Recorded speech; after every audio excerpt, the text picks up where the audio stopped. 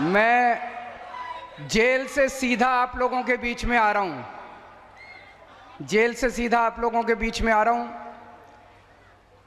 और एक दिन मैं अपनी जेल के सेल में बैठा हुआ था, तिहाड़ जेल के, और मैंने टीवी में देखा, वहां हर सेल में टीवी उपलब्ध है सभी कैदियों को। टीवी में देखा कि सुप्रीम कोर्ट ने मुझे 21 दिन की मोहलत दे दी कि जाओ और चुनाव प्रचार करो। मुझे तो यकीन ही नहीं हुआ। मोदी जी ने पूरी कोशिश की, मोदी जी ने पूरी ताकत लगाई कि केजरीवाल को बेल नहीं मिलनी चाहिए, लेकिन मेरे ऊपर बजरंगबली का आशीर्वाद है। बजरंगबली के सामने मोदी जी की नहीं चली।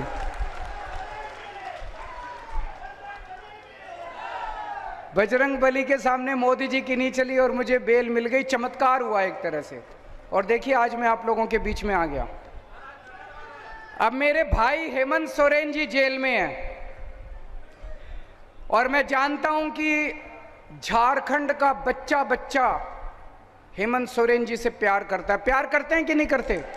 कौन कौन प्यार करता है अपने हेमंत सोरेन से? हाथ खड़े करके बताइए। बच्चा बच्चा हेमंत सोरेन से प्यार करता है। और मैं जानता हूं इस वक्त आप लोगों के दिल पे क्या गुजर रही होगी। मैं आप लोगों का दर्द समझ सकता हूं कि आप लोगों को कितनी पीड़ा हो रही होगी कि आपके अपने हेमंत सोरेन, जिसे आप अपने परिवार का, जिन्हें आप अपने परिवार का हिस्सा मानते हैं, वो आज एक राजनीतिक षड्यंत्र के तहत मोदी जी ने उनको जेल में डाल दिया। मैं उन्हें अपना भाई मानता हूं। कल्पना जी मेरी भाभी हैं और मैं देख रहा हूं किस तरह से कल्पना जी ने कमान संभाली है और झांसी की रानी बनके ये यहां से झारखंड से मोदी जी को चुनौती दे रही हैं।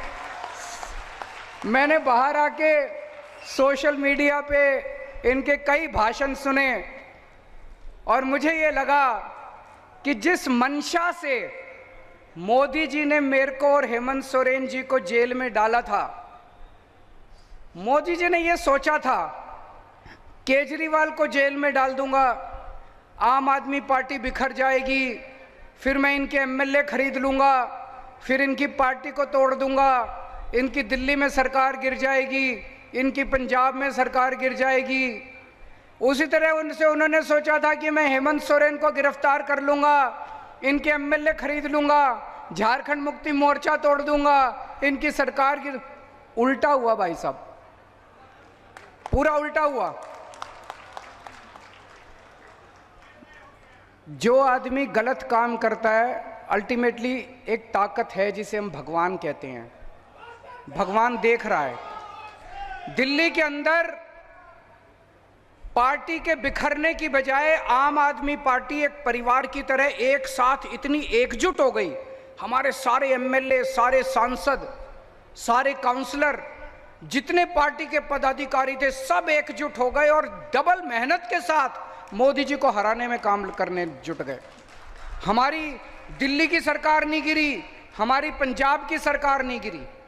उसी तरह से मैं अभी देख रहा था झारखंड मुक्ति मोर्चा, उन्होंने सोचा था झारखंड मुक्ति मोर्चा को तोड़ देंगे एमएलए। उल्टा हुआ। पूरे झारखंड के अंदर ऐसी ऊर्जा आई है, ऐसी ऊर्जा आई है मोदी जी को हराने के लिए कि पिछली बार तो 1 या 2 सीट आई थी, इस बार आपको कितनी सीट दोगे? कितनी सीट दोगे? कसम खा के जानी है आज। 14 की 14 सीट इस बार इंडिया गठबंधन को आनी चाहिए। एक चीज है जो आप लोगों को भी नहीं पता, दिल्ली के लोग, दिल्ली के 2.5 करोड़ लोग हेमंत सोरेन जी के और झारखंड की जनता के तहे दिल से आभारी हैं। क्यों? कोरोना के टाइम में हेमंत सोरेन जी ने व्यक्तिगत तौर पे दिल्ली के लोगों की मदद की थी। हमारे पास ऑक्सीजन नहीं थी, ऑक्सीजन की दिल्ली में बहुत कमी थी, हमारे अस्पताल में बहुत लोग मर रहे थे। मैंने हेमंत सोरेन जी को फ़ोन किया और उन्होंने तुरंत हाथ की हाथ क्योंकि झारखंड के अंदर कई सारी ऐसी इंडस्ट्री है, टाटा स्टील है और बहुत सारी इंडस्ट्री है जहां ऑक्सीजन पैदा की जाती है, ऑक्सीजन बनाई जाती है। उन्होंने तुरंत मेरे लिए ऑक्सीजन का इंतजाम किया और दिल्ली के लिए ऑक्सीजन रवाना कर दी। तो आज मैं यहाँ पे हेमंत सोरेन जी को और झारखंड की जनता को, दिल्ली के लोगों की तरफ से संदेश लेके आया हूं। दिल्ली के लोग हेमंत सोरेन जी को कहना चाहते हैं, we all love you, we miss you.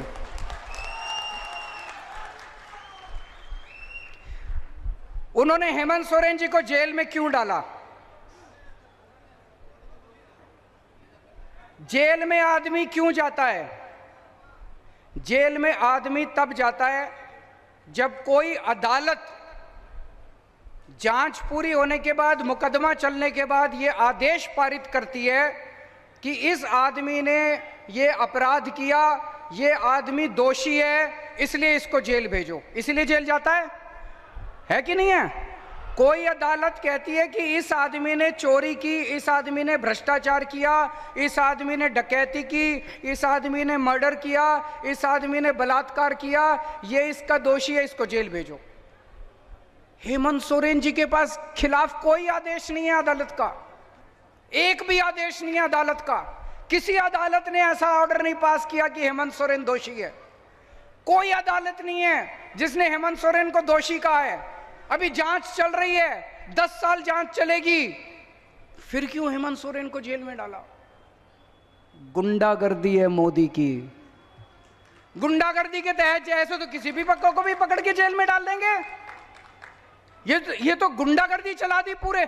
मेरे खिलाफ क्या दोष है? कोई दोष नहीं है। मेरे को किसी अदालत ने दोषी नहीं कहा, मेरे को किसी अदालत ने भ्रष्टाचारी नहीं कहा, किसी अदालत का मेरे खिलाफ कोई आदेश नहीं है। मेरे को पकड़ के जेल में डाल दिया। कल को किसी चंपई जी को जेल में डाल देंगे, इनको जेल में डाल देंगे, किसी को भी पकड़ के जेल में डाल देंगे। ये तो सरासर इन्होंने गुंडागर्दी मचा रखी है। मोदी जी आदिवासी समाज से नफरत करते हैं। हेमंत सोरेन जी केवल झारखंड के नेता नहीं है, हेमंत सोरेन जी पूरे देश के आदिवासी समाज के सबसे बड़े नेता हैं।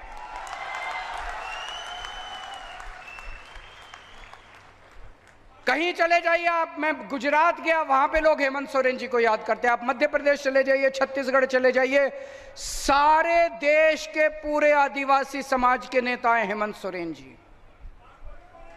आ रहा हूं मैं, उस पे आ रहा हूं, चिंता मत कीजिए, आज सभी मुद्दे उठाएंगे। पूरे देश में जितने राज्य हैं, जितने मुख्यमंत्री हैं, सारे मुख्यमंत्री मिला के पूरे देश में केवल एक मुख्यमंत्री है जो आदिवासी समाज से है, हेमंत सोरेन। और उनको भी पकड़ के इन्होंने जेल में डाल दिया। उनके पिताजी शिबू सोरेन ने झारखंड राज्य बनवाने के लिए तपस्या की थी, जेल गए थे, डंडे खाए थे, बहुत संघर्ष किया था। आप लोगों के साथ मिलकर, झारखंड की जनता के साथ मिलकर शिबू सोरेन ने संघर्ष किया था, बहुत उन्होंने तपस्या की थी। इस दिन, ये दिन देखने के लिए की थी कि एक दिन झारखंड राज्य बनेगा और मेरे बेटे को जेल में डाल देंगे। दुख होता है। और आज शिबू सोरेन जी की, जो मैं पूछ रहा था अभी जब आ रहा रास्ते में, मैंने पूछा चंपई जी से उनकी कैसी तबीयत है। उनकी तबीयत इतनी ज्यादा खराब है, इतनी ज्यादा खराब है। ऐसे वक्त में तो आदमी को अपने बेटे की जरूरत पड़ती है।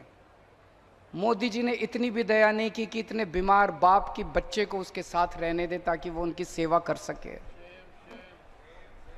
ऐसी हालत में भी उन्होंने उनके बेटे को जेल के अंदर डाल दिया। तो मैं आज आप सब लोगों से पूछने के लिए आया हूं, मोदी जी ने देश के पूरे आदिवासी समाज को ललकारा है। मोदी जी ने पूरे आदिवासी समाज को चुनौती दी है कि मैंने तुम्हारे नेता को, सबसे बड़े नेता को जेल में डाल दिया, जो करना है कर लो।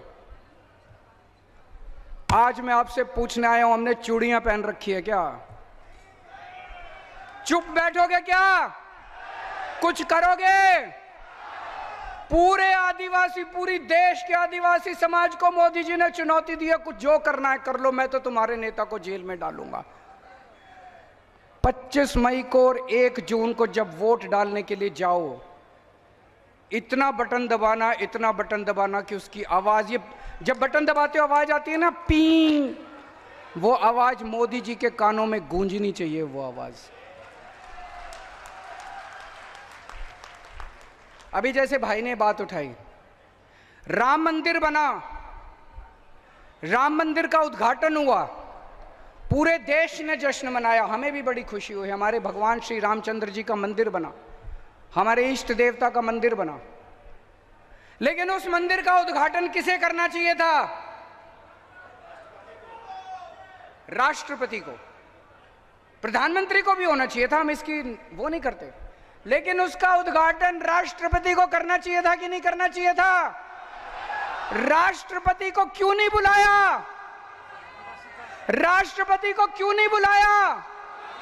क्योंकि वो आदिवासी है, क्योंकि वो आदिवासी है, इसलिए नहीं बुलाया राष्ट्रपति को। आपका इतना अपमान करते हैं मोदी जी, आपको राम मंदिर में नहीं बुलाते, आपके नेता को जेल में डाल देते हैं।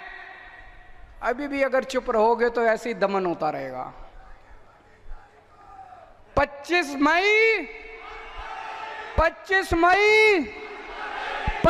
मई इस बार अगर एक भी सीट झारखंड से आई, अगर मोदी जी की एक भी सीट झारखंड से आई, तो ये दमन और बढ़ेगा आने वाले समय के अंदर।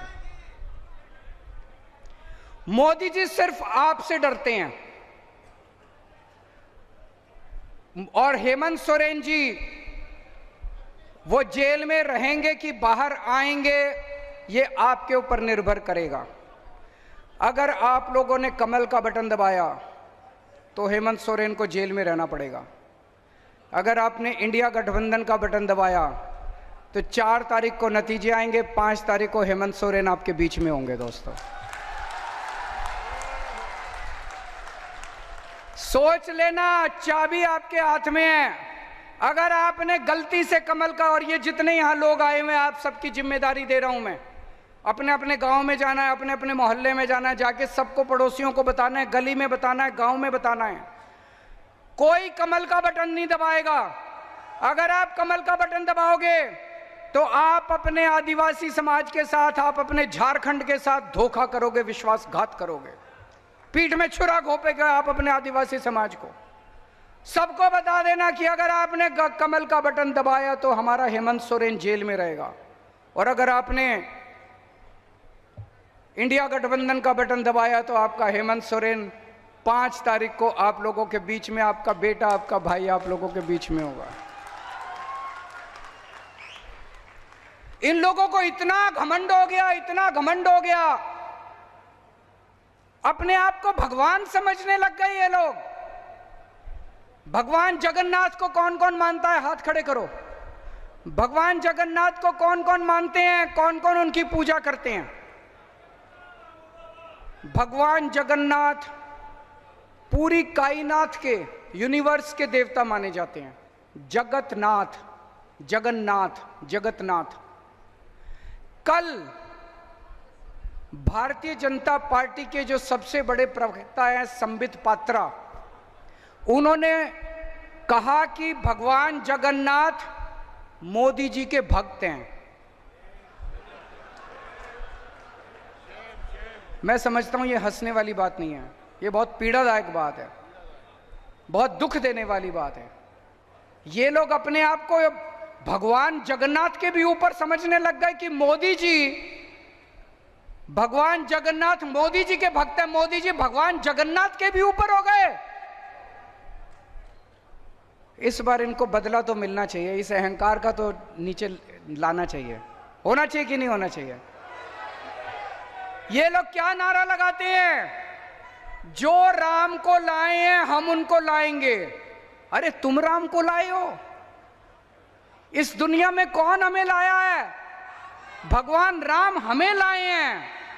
मैं अगर इस दुनिया में पैदा हुआ तो भगवान जगन्नाथ की वजह से पैदा हुआ, भगवान राम की वजह से पैदा हुआ। इस दुनिया के अंदर भगवान राम ने मुझे जन्म दिया, भगवान राम की वजह से मेरा आज इस पृथ्वी के ऊपर मेरा आना हुआ। और ये लोग कहते हैं मोदी जी भगवान को लाए हैं। ये क्या बकवास कर रहे हैं? इनके अहंकार को क्या हो गया? इस बार बटन दबा के इनके अहंकार को चूर करना है हम लोगों को।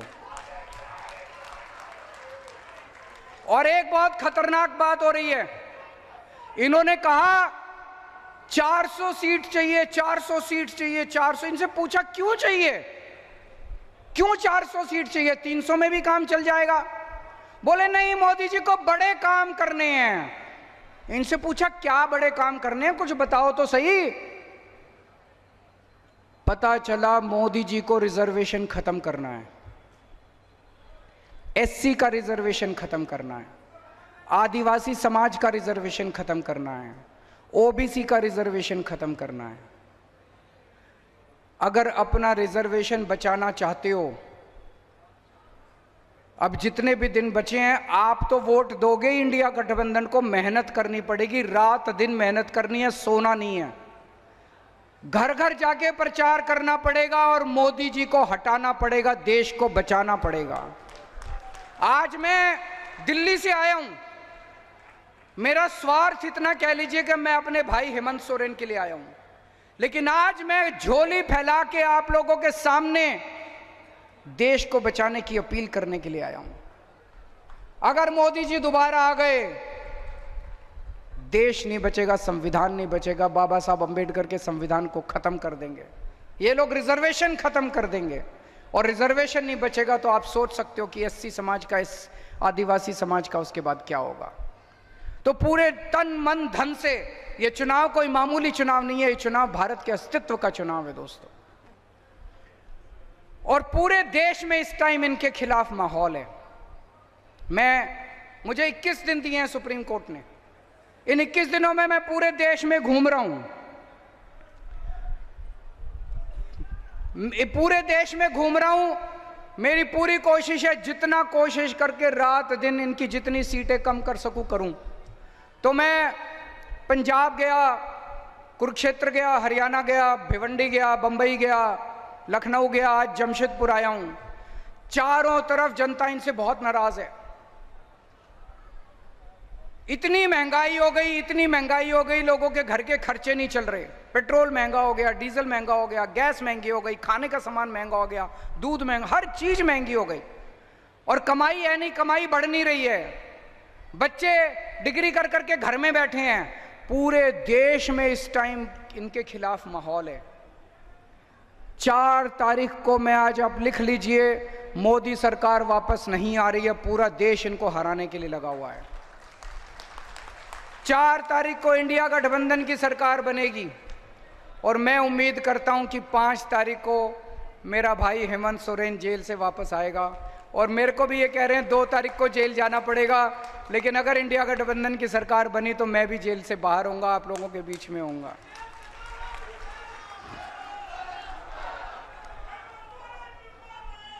आप सब लोगों से विनती करता हूं कि यहाँ के जो कैंडिडेट है मोहंती जी, उनको भारी बहुमत से आप तीर कमान का बटन दबा के जिताइएगा। और आज भगवंत मान साहब भी